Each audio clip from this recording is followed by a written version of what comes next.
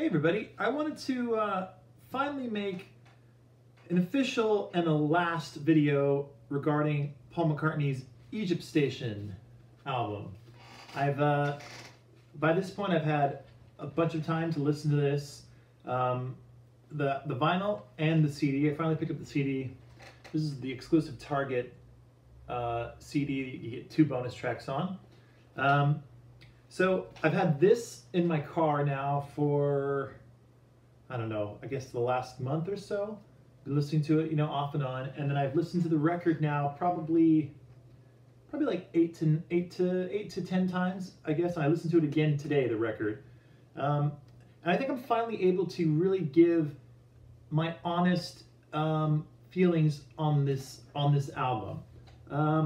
I did make a video previously that I just did I think I listened to the album twice and gave my initial reactions to the record.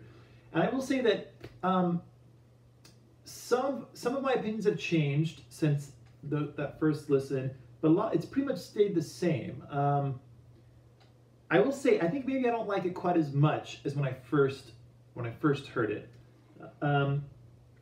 So what I'm going to do is I'm going to go song by song and talk about each song and what I liked about that song or what I didn't like about the song, and then I'll talk about the album as a whole, and I will definitely talk about the 2 bonus tracks on the CD as well. So first things first, opening station, there's not much to talk about. It's cool, it sets a mood. Obviously Paul is trying to go for like a Sgt. Pepper Band on the Run type thing where you feel like the album works together as a whole. And by doing that, if you have like an intro, that kind of goes into another song, it gives that impression that the album just all goes together and it's all just one piece, which I think is a very key element to enjoying this album. This album, for me, if you listen to it as a whole, is much better than the individual parts, in my opinion. And I'll explain some more of that later. So that's opening station. It's not much to talk about. Next, I Don't Know. The song I Don't Know has become one of my favorite songs on the album, and when it first came out, I didn't like it. When it first came out on YouTube, I was in the camp of I didn't like it. Then when I got this record, I liked it a little bit more, and the more I've heard it, and the more I've talked to certain friends about it, because a lot of other people like it a whole lot, I was able to listen to it for different parts of the song. One thing I will say is Paul McCartney's bass playing on I Don't Know it's just unbelievable. This is the Paul McCartney we know and love, the innovative bass player from the Rubber Soul Revolver, Sgt. Pepper time period. He's on I Don't Know. That bass is so great. And the song as well, I find it gets stuck in my head a lot, in a good way. So I really like I Don't Know, and I would give it, I hate grading things, but I'm going to do it just for the purpose of this video. I'd say out of a score of 10, I would give it like an 8.5. Very, very strong song. I like it a whole lot. Next up is Come On To Me. Again, this was released before the album on YouTube, and I didn't like it very much. In fact, I didn't like it at all. And then when the album came out, I still didn't like it all that much. I will say my opinion of it has changed. I like it a little bit more. It's definitely works on the album. It's not a song I'm going to single out to listen to. Best part about that song for me is the horn parts are really, really great. The horn parts remind me of kind of mid to late 70s Wings horn parts. Really, really cool. I think it's a little bit too long for me.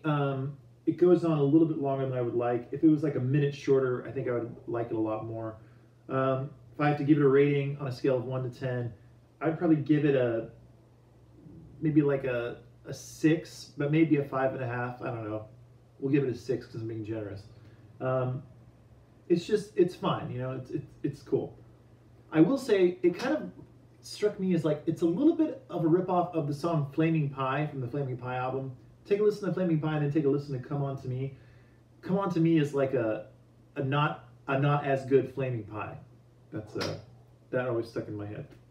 Next up is Happy With You. Happy With You, it stayed the same for me. It's a nice acoustic McCartney ballad that's really typical of the ballads he's just able to churn out. It's not as good as the Blackbird or Jenny Wren or those type of McCartney or Calico Skies, but it's definitely good. It ain't bad. I would give it a 6.5 on a scale of 1 to 10. And I will say the middle bit where it kind of opens up, that is like my favorite part of the song, and I wish that would happen a little bit more. I think the I used to sit all day, I used to get stoned. I think that part happens a little bit too much, and it's not for me all that great. So yeah, I give it about a 6.5 there. Next up, the song Who Cares. I like Who Cares. I think it's a solid Paul McCartney rocker. I think the lyrics are pretty kind of lame in my opinion. Like Paul's trying to be topical about things that are going on right now, and he's probably heard about bullying, so he's trying to write a song about that, and I just think it comes across as just, it's like he's trying too hard for me personally. But musically, it's a cool song. I would definitely give it a solid 7. It's it's a good McCartney rock song. It's got some good guitars, and his voice sounds pretty good on it, so fine song. Next up, the one that everyone's been talking about, Fuh You. Now, I just really disliked it when it came out originally before the record. I just didn't quite understand what Paul was doing. I still don't like it that much, but I would say that I like it more. The more I hear it, the more I can appreciate it as far as it's really catchy. It's not a song I listen to on my own, and in fact, last time I was listening to the CD in the car, I skipped it. I hardly ever skip a McCartney song on an album, but I did with Fuh You. So I'm gonna have to give Fuh You a 3 out of 10. It just doesn't do it for me. It's not the kind of music that I'm interested in listening to, but it does have a catchiness to it that I understand why other people would like it. So, okay, so 3 out of 10 for me. Confidant. A lot of people like this song a whole lot, and I initially liked it when I heard it. I don't really like it all that much now. It's kind of boring to me. Again, it kind of goes on a little bit too long. It's only 3 minutes and 5 seconds, I see, but it just seems like it goes on a little bit too long. So I give Confidant a solid 5, I guess. It's not bad, but it's not great. It's just in the middle for me. If it's on, I'm not going to skip it, but I'm not going to seek it out either. Next, People Want Peace. Lyrically, I think it's so clumsy and kind of embarrassing in a way. It's like Paul's trying to be this,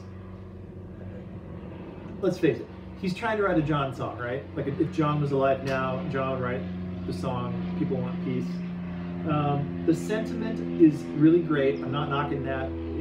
People do want peace, and I think that's a cool thing to sing about. I just don't like the way he did it.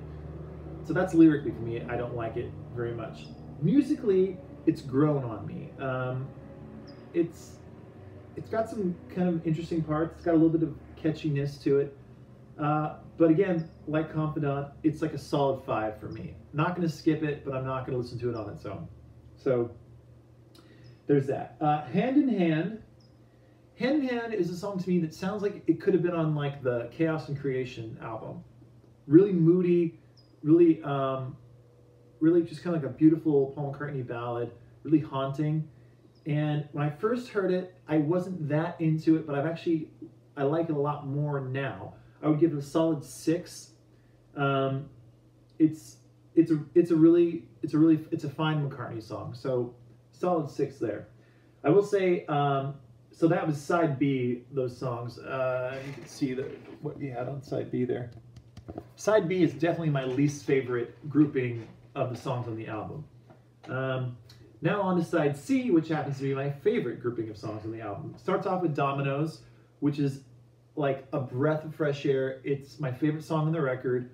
I've listened to it on its own a bunch of times just because I like it so much. I've told a bunch of friends to listen to it. People who said they didn't care for this new album, I said, but what about Dominoes? I've read so much about it online that a lot of people just love it. And for me, it's really, really strong. I'd give it a 9.5 out of 10. It just has that McCartney magic. The chord changes are excellent. His voice sounds great. Even the words are really, really, really cool. I just love it so much. So definitely 9.5 out of 10 for me. It's just such a great song. Next up, Back in Brazil. When I first heard Back in Brazil, I thought it was so clumsy and just kind of not that cool. It reminded me a little bit of like a McCartney song off of like Off the Ground, that time period where he kind of was writing some really corny type tunes, in my opinion. But the more I've listened to Back in Brazil, and when Paul McCartney released the music video for it, I actually learned to like it a lot more, and now I like it a whole lot. In fact, I would give Back in Brazil an 8, a solid 8. It's a really, really good song, really catchy. It's really it's like a dancey song. I'm not into dancing, but it just strikes me as a really dancey song. So I really like Back in Brazil. It's a really cool song, and I like that it's right after Dominoes. I think that's a cool sequencing there. Next up, Do It Now. I liked it when I first heard it, and I still like it. It's a really just solid song. I like, even though the lyrics are kind of typical, I still like them. I like what he's talking about. Like, don't wait, do it now. You know, don't wait to tell someone you care about them. Tell them now. It's a very optimistic Paul McCartney song, and he's one of the best of all time at writing an optimistic type song, right? So I would definitely give it a solid 7. It's just a really, really cool song. Caesar Rock. Another one, when I first heard it, I didn't quite know what to make of it. It was a little bit, it seemed a little corny to me. It was very, like, kind of a just chanty thing. I like it a lot more now that I've listened to it more. It's cool. It's got some cool wordplay, obviously. The Caesar Rock, the She's a Rock. That's cool. I dig it. It's fine. The guy is in his 70s. He's still writing cool rock songs. Caesar Rock is a fine, fine song. I'd give it a solid 6. It does it for me. I like it. And it's definitely those 4 songs, Dominoes, Back in Brazil, Do It Now, and Caesar Rock on side C, definitely hands down my favorite side of the record. Those songs are all excellent. Now, the last side, side D, despite repeated warnings, I like it. It's really, really good. I love that Paul, even though he's done this before in the past, where he's done this like big medley of songs, I love that he still likes to work in that medium and create these really excellent movements of music. And I think it's just a really, really cool song. It does a lot for me. All the instrumentation on it, to me, is my favorite part. All the things that come in, the horns, the guitars. I think there's like a synth that comes in at one point. It's really, really, really good. And the words are even pretty good on it. He gets a little bit, it introduces characters again, like he used to do with like Rocky Raccoon, Magneto Titanium Man, Maxwell Silverhammer, those kind of characters. You got this Janet and the captain, just a bunch of characters. It's really cool. Really cool song to listen to and just kind of visualize what's going on. So I would give it a solid 7.5. Very cool song. Then you would get Station 2, which is not worth even talking about. I'm not even going to give it a rating. Then you have more now to this medley type thing. You have Hunt You Down, Naked, and C-Link. Hunt You Down is fine. It's just like an average tune for me. I'd give it like a solid like 5 or maybe 5.5. Now Naked, like I've read that everyone has talked about online and on YouTube and all that stuff. A lot of people have pointed out Naked could have been developed a lot more, been a really great song, and I totally agree. Naked for me, the song Naked, it sounds weird me saying Naked for me. The song Naked on here, just a really, really cool song. I give it like an 8. But I'm going to rate this within the context of all these 3 songs together. So after Naked, there's C-Link. Again, another good one. I'd probably give it like a 6.5 or 7. Now, to rate all the songs together, I'd probably give it like a 6.5. It's definitely a cool ending to the album, and it works. Now, that being said, my overall rating for the whole record, I would give it a solid 7, maybe 6.5. Like I'm not going anywhere past 7, possibly 6.5. It's a good album. I would rank it up there with like London Town. London Town's a good album. It's even maybe Back to the Egg. It's kind of got that kind of vibe to it. I definitely think it's an album that needs to be listened to as a complete package. As a complete package, it works so much better than individual tracks. I even actually like songs like Come On To Me and Happy With You and Confidant. They work in the context of the album. On their own, not quite as good. So it's a solid 7 for me. Well, let's not forget about these bonus tracks here. The first bonus track on here called Get Started, it's really good. Do I think it should have been on the official album in place of any of the other songs? No, I don't think so. It's fine. I'd probably give it like a 5, I guess. Well, I guess I'd place it instead of Fuh You if I could, but I get why Paul put Fuh You on there. It does have a commercial value to it that Get Started does not have, so I get why it's just a bonus track. It's fine. Now, that being said, the next bonus track, Nothing for Free, it's just a throwaway. There's nothing really going on with that song for me. I'd give it like a 4. It's totally forgettable. In fact, I can't remember it right now. I think I listened to it like 3 or 4 times. So anyway, that's my official assessment of Egypt Station. I think it's a good record, and if you haven't heard it yet, I'm sure you have, but if you haven't, definitely recommend listening to it. It's worth listening to. It's got some good songs. It's got some not so good songs, but as an album, it works. And hey, it's Paul McCartney, and the guy is getting to be his late 70s, and he's still putting out records. It's amazing. We're lucky to have him. Paul, if you're watching this, I know you're not. I'm sure he's not. But if he happens to stumble upon it, thank you for making another record, because we love what you do. I love what you do. You are just so inspiring. And hey, it's easy to be a critic. It's harder to create albums. And he keeps creating albums. So good on you, Paul. So Egypt Station. And I promise I will not make any more videos on Egypt Station, because I think we've all heard enough. So that's it for now, and please let me know in the comments below what you think about Egypt Station. All right, bye-bye.